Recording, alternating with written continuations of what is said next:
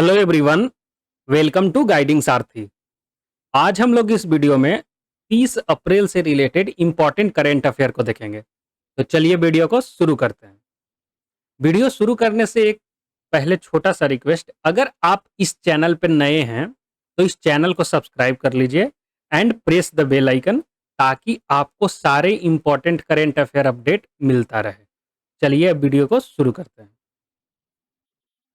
Question number 1 है, with reference to the G7 group of countries consider the following statement. पहला है, it has binding impact on policies and all decision and commitments made at G7 meeting. Second है, the member country represent 40% of global GDP and 10% of the world population. Third है, the G7 draw its root from a meeting between the current G7 member after the recession due to the OPEC wall embargo। Fourth है, India is a founding member of the G7 group. तो बताना ये चारों statement में से कौन कौन सा स्टेटमेंट करेक्ट है। Any one, any two, any three या ऑल ऑफ द अबव।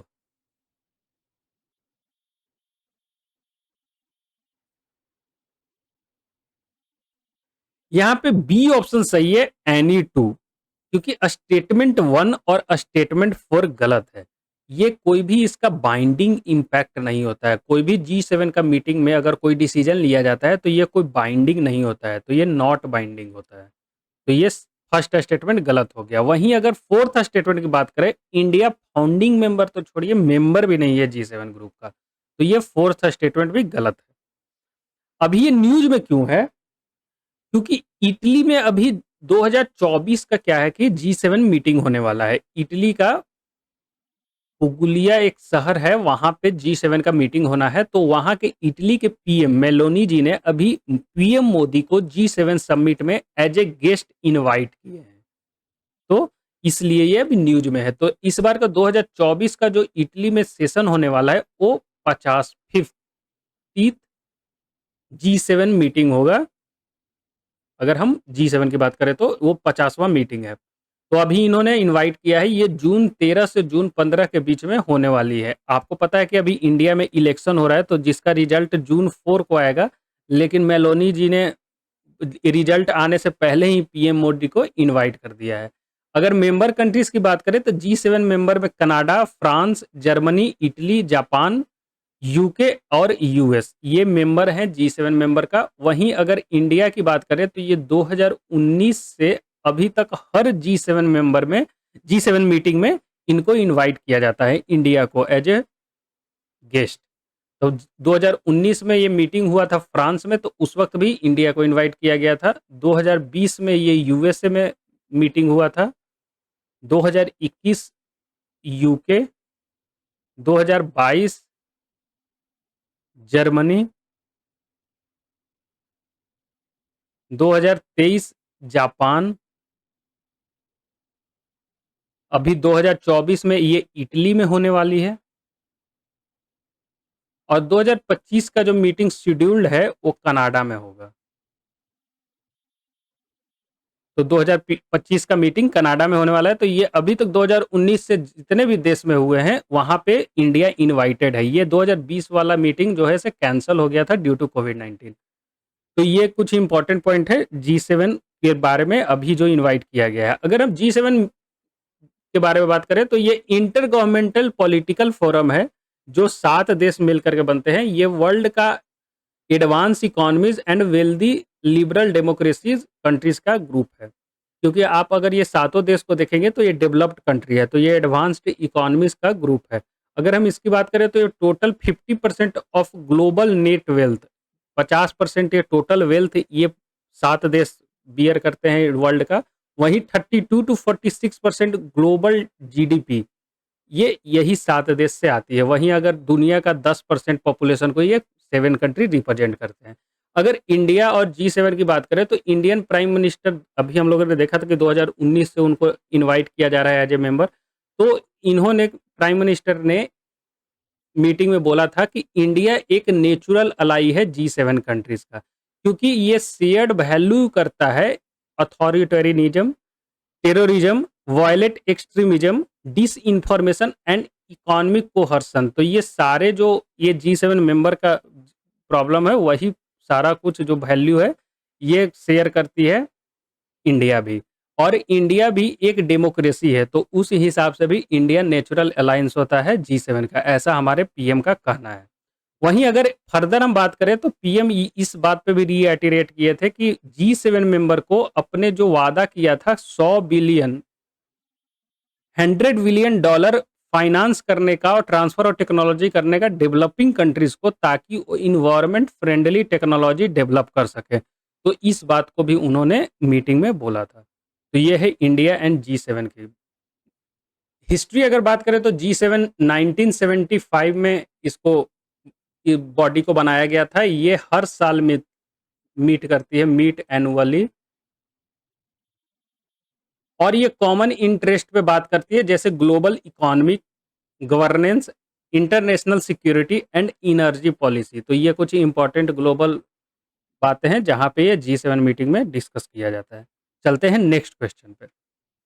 आज का जो क्वेश्चन नंबर 2 है, with reference to the organ transplantation consider the following statement. पहला है, national organ and tissue transplantation organisation NOTTO ID is generated for the donor and recipient for living donor as well as diseased donor transplant. Second है, under living near related donor, the donor should be other than near relative of recipient and patient. Third है, commercial trading of organ is allowed under Indian law. तो ये बताना है तीनों statement में से कौन कौन सा स्टेटमेंट सही है, any one, any two, all of the above या नन ऑफ द अबव।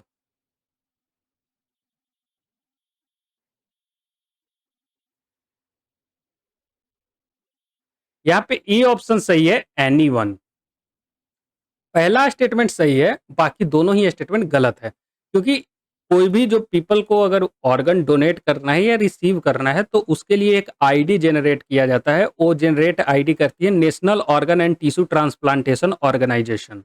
तो उसके द्वारा लिविंग डोनर के लिए भी और डिजीज डोनर के लिए भी आईडी जनरेट किया जाता है। तो फर्स्ट स्टेटमेंट सही है। वहीं सेकेंड स्टेटमेंट गलत है कि कोई भी डोनर अपना जो अगर बॉडी पार्ट डोनेट करता है तो वो क्लोज रिलेटिव और जानने वाले ही होने चाहिए, तो नियर रिलेटिव डोनर ही होना चाहिए। तो ये गलत है, अदर देन नियर रिलेटिव ये यहाँ पे गलत है। वहीं अगर कॉमर्शियल ट्रेडिंग की बात करें तो ये कहीं अलाउ नहीं है, इसीलिए रिलेटिव्स को इंक्लूड किया गया है कि कोई किसी को भी बाहर बहला फुसला करके उनका जो है गरीब हैं उनका ऑर्गन को कोई खरीद न ले। तो कॉमर्शियल ट्रेडिंग इंडियन लॉ के तहत बैन किया गया है। तो यहाँ देख सकते हैं सेंटर अभी हुआ क्या कि अभी दो केसेस निकल के आए, वो भी एक बांग्लादेश के नागरिक था और एक म्यांमार का। तो ये देखा गया कि म्यांमार का जो नागरिक है वो गरीब फैमिली से बिलोंग करता था, तो उसने अभी एक डोनेट किया ऑर्गन, तो उससे रिलेटेड ही कुछ केसेस हैं। तो उसके बाद सेंटर अभी इंश्योर की है और डायरेक्शन दी है स्टेट को कि आप इंश्योर कीजिए जो national organ and tissue transplantation organisation का आईडी है जनरेट किया जाता है डोनर और रिसिपिएंट के लिए, लिविंग डोनर के लिए और डिजीज डोनर के लिए। तो ये आईडी अच्छी तरह से मेंटेन हो और सभी लोगों को ये आईडी प्रोवाइड किया जाए जिनको ऑर्गन डोनेट करना है या रिसीव करना है। तो इसके लिए अभी जो है से सेंटर अभी सख्त हुई है ताकि कोई भी कॉमर्शियल ट्रेडिंग ना हो बॉडी पार्ट का। ऑर्गन ऑफ डिजीज डोनर जो है से हम कोई भी only if they are close relative, तो अगर कोई क्लोज रिलेटिव है तभी अपना ऑर्गन डोनेट कर सकता है लिविंग पर्सन का, और नहीं तो क्लोज बॉन्ड हो तब वो डोनेट कर सकता है। अगर हम close relative in case of living donor की बात करें तो इसके अंडर आते हैं parents, sibling, children, grand parent,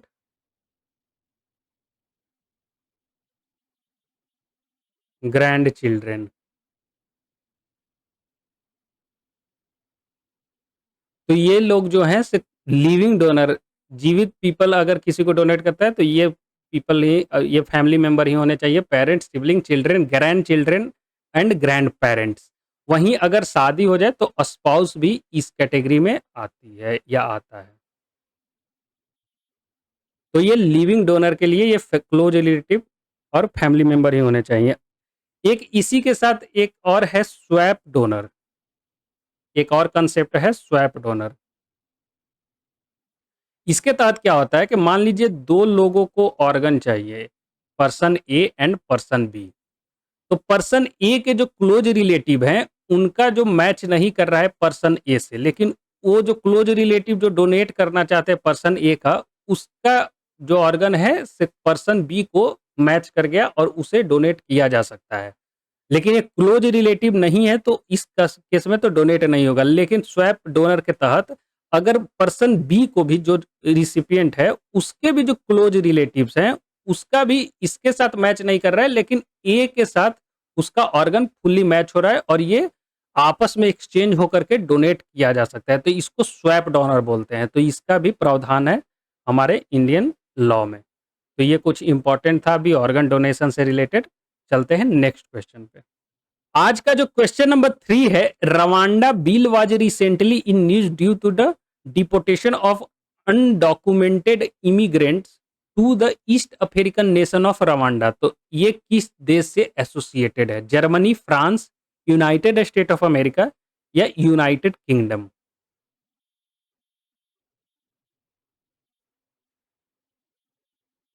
तो यहाँ पे डी ऑप्शन सही है, यूनाइटेड किंगडम। अभी यूनाइटेड किंगडम ने एक बिल पारित किया है कि जो भी इलीगल माइग्रेंट हैं उनके देश में, स्पेशली अभी रवांडा के लिए बिल पारित किया गया है अपर हाउस में, उनको वापस भेजा जाएगा रवांडा में। इवन यूके के पीएम ऋषि सुनाक ने अभी इम्फेसाइज किया है कि हम सारे इनफ्लो जो हैं सो उनको रोकेंगे, जो कि मेडिटेरेनियन सी से स्मॉल बोट के साथ जो अफ्रीकन कंट्री से जो यूरोप में आते हैं बेटर लिविंग स्टैंडर्ड के लिए, तो उन्हें रोका जाएगा और हम जो ये वायलेशन है, परसिक्यूशन है, ये सारे को हम अच्छी तरह से अब देखेंगे और रवांडा के पीपल को हम रवांडा डिपोर्ट करेंगे। तो इसके लिए अभी यूके का अपर हाउस ने एक बिल पारित किया है, तो इसलिए न्यूज में था। Question number 4, with reference to the India's pharmaceutical export consider the following statement. पहला स्टेटमेंट है, the pharmaceutical export from India have decreased in 2023-24 as compare to 2022-23।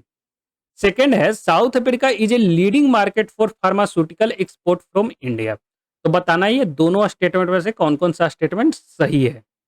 Only one, only two, both या none of the above?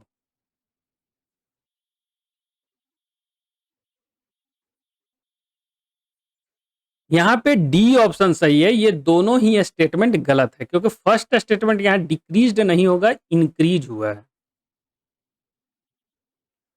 वहीं second statement की बात करें तो south Africa leading, हम जो एक्सपोर्ट करते हैं वो लीडिंग एक्सपोर्टर जो है हम साउथ अफ्रीका को नहीं करते हैं। सबसे पहला नंबर पे है यूएसए। यूएसए को हम सबसे ज़्यादा एक्सपोर्ट करते हैं। अगर टोटल फार्मास्यूटिकल एक्सपोर्ट की बात करें तो उसका 31% हम केवल यूएसए को एक्सपोर्ट करते हैं।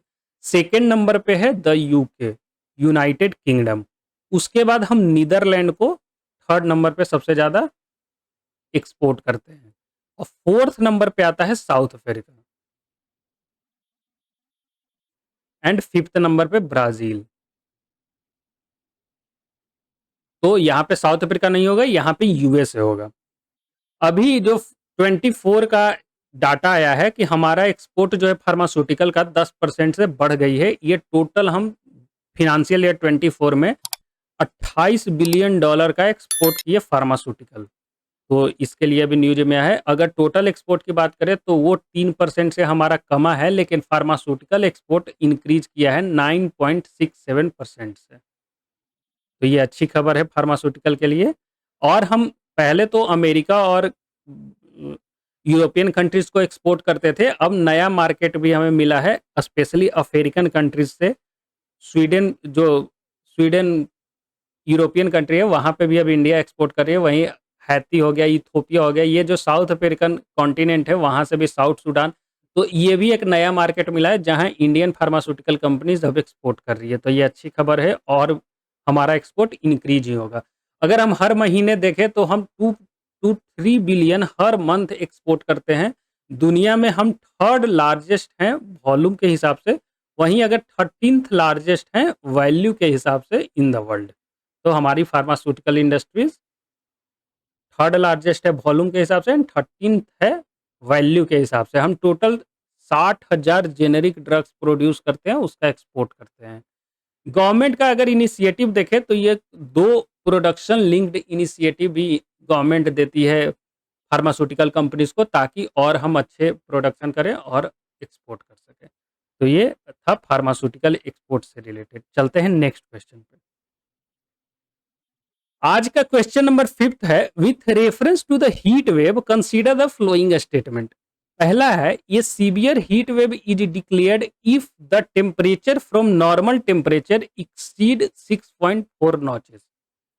सेकेंड है, the threshold for the heat wave is 30 degree Celsius for plains and at least 25 degree for hilly region. तो बताना ये दोनों स्टेटमेंट में से कौन कौन सा स्टेटमेंट सही है। Only one, only two, both या नन ऑफ द अबव।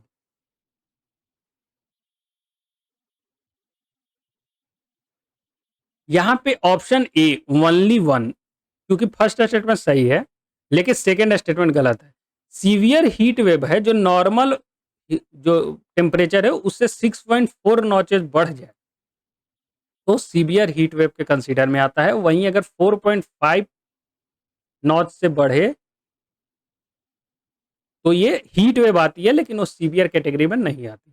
वहीं अगर सेकेंड स्टेटमेंट देखें तो प्लेन के लिए 30 डिग्री नहीं है, 40 डिग्री सेल्सियस अगर प्लेन का टेम्परेचर हो, वहीं 30 डिग्री सेल्सियस जो हिली रीजन का टेम्परेचर हो, और 37 डिग्री सेल्सियस कोस्टल रीजन का। ये कैटेगरी है हीट वेव को हीट वेव कंसीडर करने के लिए कहीं का। ये आईएमडी के द्वारा रिलीज किया गया है। ये 40 डिग्री अगर प्लेन्स का टेम्परेचर हो जाए, 30 डिग्री अगर हिली रीजन का टेम्परेचर हो, और 37 डिग्री के आसपास कोस्टल रीजन का अगर टेम्परेचर हो जाए तो उसे हीट वेव डिक्लेयर किया जा सकता है आईएमडी के द्वारा। तो अभी क्या है कि आईएमडी कई एक जगह रेड अलर्ट इशू किया है, स्पेशली उड़ीसा, जो गैंगेटिक वेस्ट बंगाल है, और भी कई एक राज्यों में हीट वेव से रिलेटेड, तो इसलिए न्यूज में था। आज का जो क्वेश्चन नंबर 6 है, with reference to the United Nation forum on forest consider the following statement.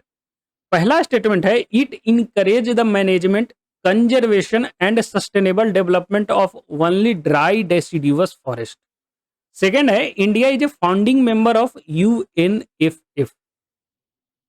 Third है, the UN general assembly adopted the first ever UN strategic plan for forest for the period of 2020 to 2025। तो ये बताना है तीनों statement में से कौन कौन सा स्टेटमेंट सही है। Any one, any two, all of the above या नन ऑफ द अबव।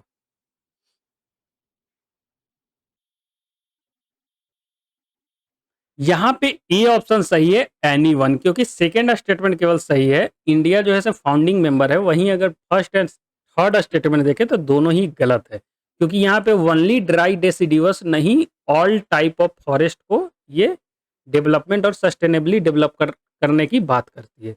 वहीं अगर यूएन जनरल असेंबली एडॉप्ट की थी 2017 से 2030, तो इसलिए थर्ड स्टेटमेंट भी गलत हो गया।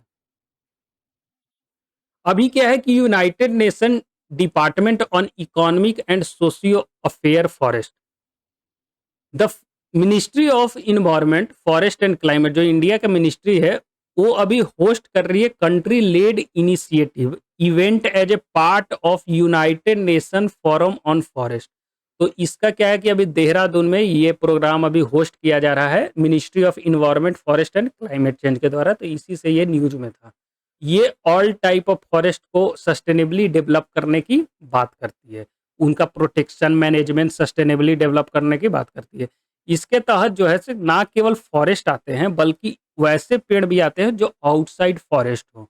तो ये सारे ट्री इसके अंडर में इंक्लूडेड है, और वो प्रिवेंट करती है डिफॉरेस्टेशन और फॉरेस्ट डिग्रेडेशन। तो इस पे भी ये ऑर्गेनाइजेशन काम करती है, तो ये ध्यान रखिएगा। आज के लिए बस इतना ही। वीडियो को लास्ट तक देखने के लिए धन्यवाद। अगर वीडियो आपको पसंद आया तो लाइक कीजिए, चैनल को सब्सक्राइब कीजिए and press the bell icon. Thank you and good day to all.